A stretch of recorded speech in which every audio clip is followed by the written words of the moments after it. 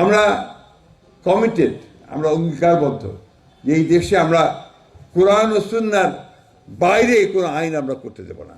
এটা আমাদের কমিটমেন্ট। এই কমিটমেন্ট আমরা সবসময় করে এসেছি। আমি যখন আপনার চরমনায় পীর সাহেবের সঙ্গে বসেছিলাম, আপনাদের হয়তো অনেকের মনে থাকতে পারে, সেখানে যে 10টা বিষয় আমরা একমত হই, তার মধ্যে এই একটা বিষয় ছিল, এটা অনেকের মনে থাকতে পারে। সুতরাং এই কথা যারা ছড়ায়, অনেকেই আপনাকে বিভ্রান্ত সৃষ্টি করার জন্য বলে আমরা নাকি কোরআন ও সুন্নাহর আইন চাই না। নাউজুবিল্লাহ।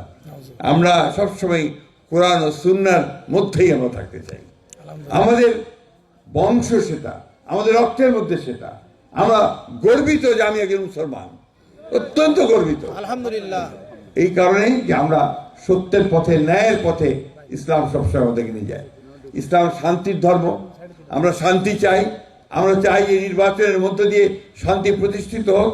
আমরা চাই যে এই নির্বাচনের মধ্য দিয়ে একটা নতুন বাংলাদেশ গড়ে উঠুক, যেখানে আমি আমার ইবাদত শান্তিতে করতে পারবো, আমার ধর্ম চর্চা শান্তিতে করতে পারবো, এবং আমি আমার ভবিষ্যৎ বংশধরদের জন্য একটা সুন্দর ভবিষ্যৎ রচনা করতে পারবো। এইটাই হচ্ছে আমাদের একমাত্র লক্ষ্য।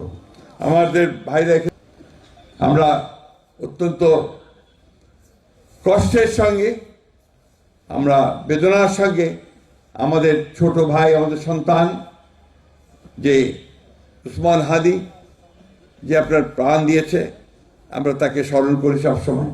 আমরা আমাদের রংপুরের সাহিবকে স্মরণ করি, আমরা স্মরণ করি আপনার উসমান ওয়াসিমকে, চট্টগ্রামের, যারা এই জুলাইয়ে আন্দোলনে তারা প্রাণ দিয়েছে। আমরা সবসময় আমাদের সমস্ত 1971 সালে যারা স্বাধীনতা যুদ্ধ করেছিল তাদেরকে আমরা স্মরণ করি, মনে করি।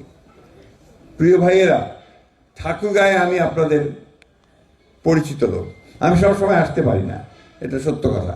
কারণ আমি যে কাজ এখন করি, এই বিএনপির মহাসচিবের দায়িত্ব পাওয়ার পর থেকে আমাকে গোটা দেশের এই আন্দোলনে সংগঠনকে শক্তিশালী করার জন্য আমাকে কাজ করতে হয়।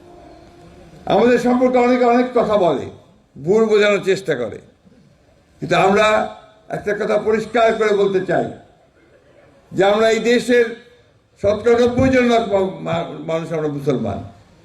আমাদের ধর্মবোধ, আমাদের কৃষ্টি, আমাদের সংস্কৃতিকে রক্ষা করার জন্য আমরাই এখানে সবচেয়ে বেশি ভূমিকা পালন করেছি।